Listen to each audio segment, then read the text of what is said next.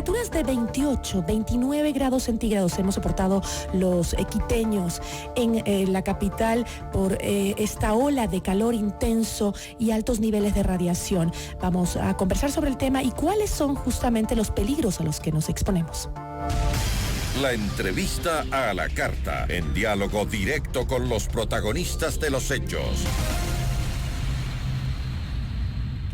Nos acompaña a esta hora Santiago Tarapuez, él es director de gestión de riesgos del Ministerio de Salud Pública. ¿Cómo está? ¿Cómo le va? Muy buenas tardes. Muchísimas gracias por la invitación, mucho gusto. Bueno, estamos con un poquito de calor.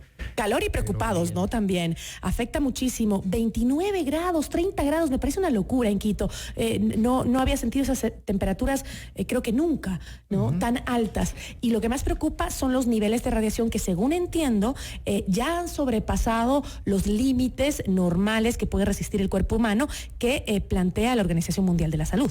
Así es. Bueno, la particularidad de la posición geográfica de nuestro país nos vuelve muy propensos y expuestos hacia los índices de radiación ultravioleta.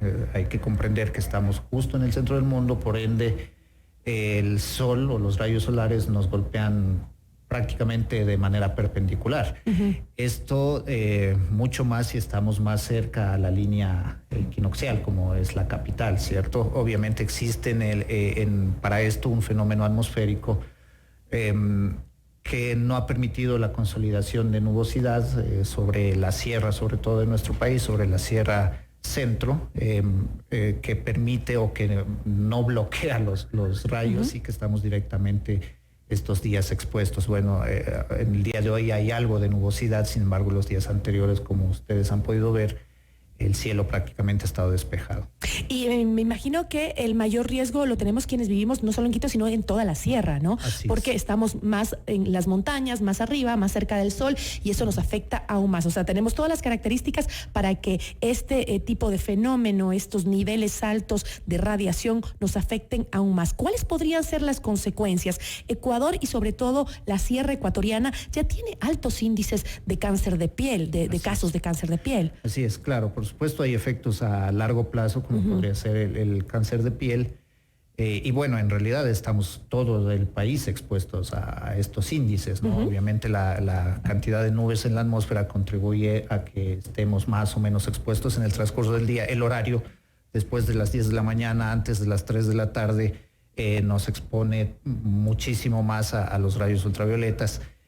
Claro, los efectos a largo plazo, le decía, puede ser un cáncer de piel, una cuestión dermatológica, pero también pueden existir efectos inmediatos o a corto plazo, ¿no? La radiación en sí ocasiona una sensación térmica más elevada, es decir, lo que nosotros sentimos si estamos en ambientes donde no hay ventilación o con ropas que no son adecuadas. Por supuesto, la fisiología del organismo podría verse comprometida de algún modo. No disipar correctamente el calor con los mecanismos naturales y sufrir alguna complicación en la salud.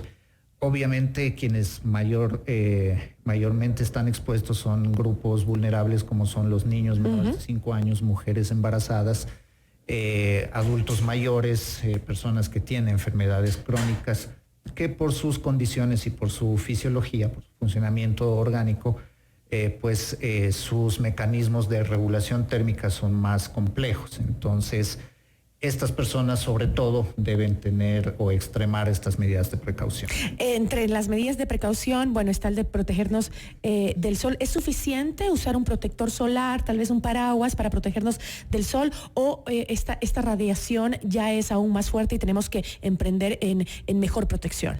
Sí, bueno, cuando el Instituto de Hidrometeorología, el INAMI, emite estas alertas de radiación, lo aconsejable es no exponerse en ese horario sobre las 10 de la mañana, antes de las 3 de la tarde, innecesariamente o sea, mejor no salir, si es posible. No salir, es posible, claro. Ahora, por supuesto, existen personas que ejercen actividades al aire libre, ¿cierto? O actividades laborales o deportivas inclusive, o de recreación, etcétera, que tienen que hacerlo En esas personas tenemos que extremar precauciones. ¿Qué es extremar precauciones? El protector solar nunca debe faltar. Obviamente hay que hacer el cálculo de acuerdo al tipo de piel que el individuo pueda tener. Hay pieles con tonos más claros que son más susceptibles a este tipo de fenómenos y por supuesto deben tener un grado o un filtro de protección solar más elevado que las personas que tienen un tono de piel más oscuro.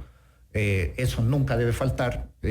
Las protecciones adicionales, pues la gorrita, sombrero, un parasol, la ropa adecuada. Ropa que te cubra todo el cuerpo prácticamente, ¿no? Todo el cuerpo, así es, por supuesto. Es decir, exponer lo menos posible la piel hacia estos rayos solares. Obviamente la hidratación es importantísima también porque, bueno, el cuerpo al fin funciona en base al agua y si en estas altas temperaturas estamos exponiéndonos a sudar o a deshidratarnos constantemente, pues podemos tener problemas por no estar correctamente hidratados. Ahora, ¿el Ministerio de Salud ha hecho alguna recomendación a las escuelas, colegios, universidades de que no hagan actividades en el patio justamente cuando se emiten estas alertas? Porque pese a que yo vi el otro día la alerta de justamente del INAMI de que teníamos altos niveles de radiación, yo en los colegios de mi hijo no recibí ninguna recomendación de que no iban a salir al patio, de que se los mande mejor protegidos o por último de que no iban a tener ningún tipo de actividad fuera del aula. Porque eso es importante, ¿no? Que también, sí, claro. Porque en esa hora los niños están en el colegio y son justamente los colegios los que tienen que saber que a esa hora no los pueden sacar y punto. Por supuesto, sí. El Ministerio de Educación, de hecho, ha emitido las directrices respectivas para, como organismo rector de todo el sector educativo para los diferentes establecimientos, tanto públicos como privados, respecto a prohibiciones incluso de acuerdo a los niveles de alerta de ejercer actividades al aire libre. Obviamente, insisto, esto depende del grado de alerta que emita de radiación ultravioleta. ¿Y cuáles son los grados? Porque entiendo que entre 11 y 12, si no me equivoco, dice que es el máximo la Organización Mundial de la Salud en cuanto a radiación de lo que podemos soportar. ¿Cuánto es el máximo que podemos soportar? Desde el nivel 8 hacia arriba necesitamos protección. Ya desde el 8, y la otra vez era 14. Tuvimos hasta 14 de radiación.